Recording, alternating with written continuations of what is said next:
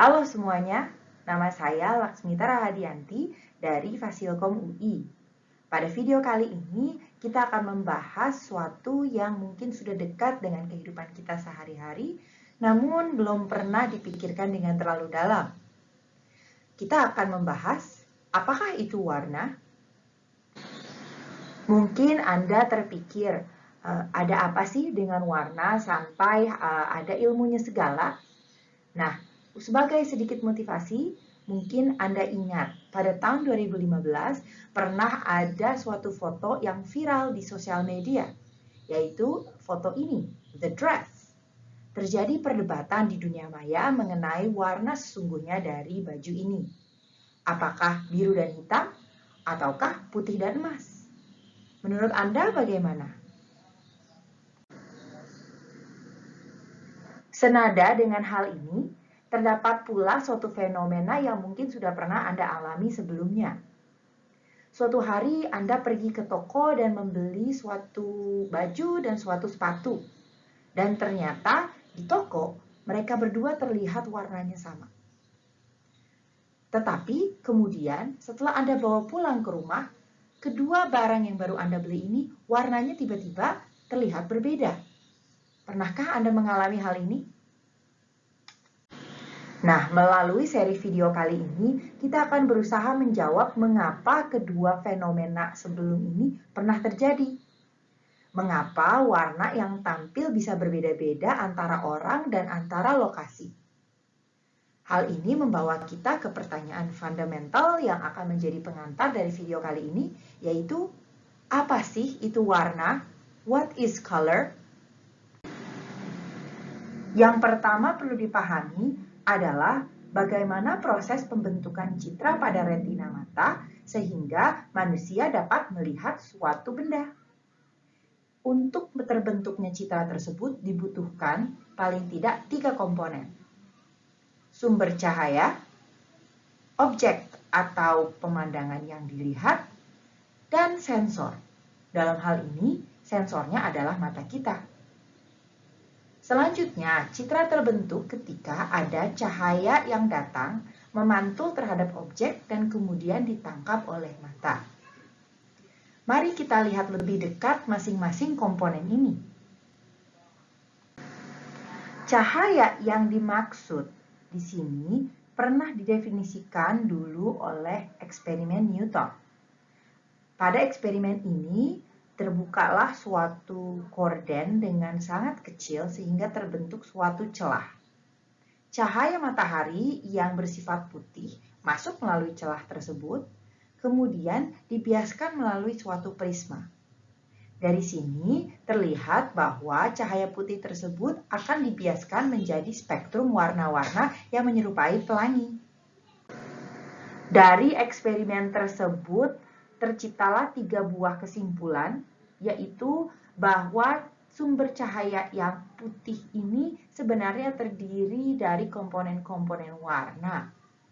Selanjutnya, masing-masing komponen warna ini adalah komponen-komponen yang akan membentuk atau membangun suatu sumber cahaya putih. Dan apabila kita mengembalikan arah cahaya dari spektrum ini, kita akan memperoleh kembali warna putih tersebut. Dari sini dapat dipahami bahwa sumber cahaya mengeluarkan cahaya yang warnanya sering dianggap putih.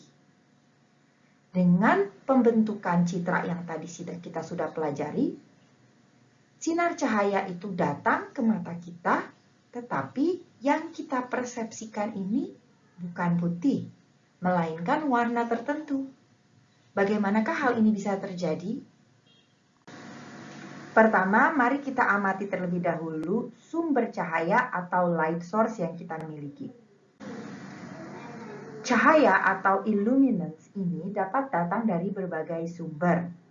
Semuanya akan memancarkan cahaya kromatik yang dapat dilihat oleh mata manusia. Kita dapat mengukur cahaya ini dalam berbagai aspek, yaitu radiance, luminance, atau suatu metrik yang agak subjektif, yaitu brightness. Hal ini penting karena setiap illuminant akan memberikan sumber cahaya yang sedikit berbeda satu sama lainnya.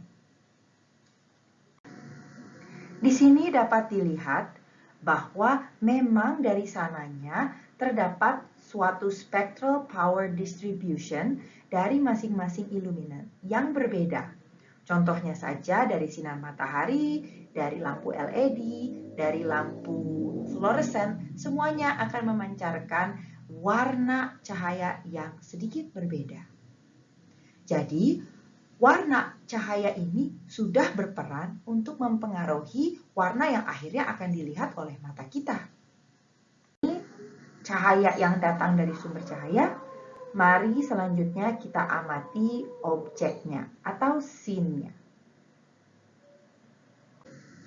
Objek-objek berdasarkan dengan warnanya akan memiliki suatu properti yang dinamakan spectral reflectance. Hal ini menunjukkan bahwa cahaya yang datang dari sumber cahaya tidak serta-merta dipantulkan semuanya apa adanya oleh objek, melainkan ada wavelength tertentu pada cahaya yang lebih dipantulkan dan ada juga yang kurang dipantulkan. Contohnya saja pada slide ini terlihat bahwa warna coklat ini memantulkan sinar cahaya yang lebih banyak pada wavelength yang tinggi. Begitu pula dengan yang merah, kita lihat bahwa dia juga memantulkan yang lebih tinggi, sedangkan contoh lainnya untuk yang biru, dia memantulkan yang rendah dan juga yang tinggi. Dari sini telah kita pahami bahwa sumber cahaya ini akan memiliki spectral power distribution bergantung pada sifat sumber cahaya itu sendiri. Selanjutnya, objek juga akan memiliki reflectance coefficient yang juga akan mempengaruhi cahaya yang dia pantulkan. Kedua hal ini akan mempengaruhi sifat dan properti cahaya yang akhirnya sampai di sensor. Nah, sekarang kita akan lihat apa yang terjadi pada sensor atau mata kita. Ketika cahaya sampai di sensor, dalam hal ini sensornya adalah mata kita, terjadilah persepsi visual menggunakan organ mata. Proses yang terjadi adalah cahaya masuk ke mata, selanjutnya citra terbentuk di retina, yang diterjemahkan menjadi sinyal biologis yang dikirim ke otak. Di otaklah tempat terjadinya suatu pemrosesan yang menimbulkan persepsi atau pemahaman manusia terhadap apa yang dia lihat. Di sini pula terjadi pemahaman atau persepsi terhadap warna. Bagaimana hal ini dapat dijelaskan? Untuk mengilustrasikan poin tersebut, saya persilakan Anda untuk mengamati warna yang sedang ditampilkan berikut ini. Coba Anda deskripsikan warna apa yang Anda lihat. Kemungkinan apa yang Anda lihat belum tentu sama dengan apa yang dilihat oleh orang lain. Dengan kata lain, interpretasi warna ini terjadi di otak masing-masing. Belum tentu semua orang melihat warna yang sama.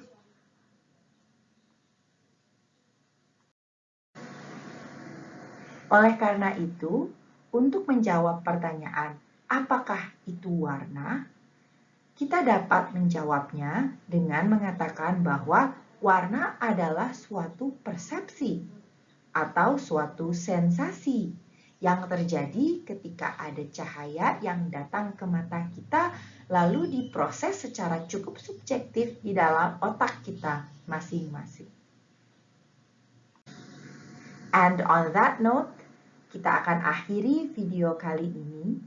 Pada video selanjutnya, kita akan mempelajari lebih dalam lagi mengenai teori-teori warna yang berusaha menjelaskan tentang sensasi atau persepsi warna yang terjadi di mata kita masing-masing itu. Sampai jumpa di video selanjutnya.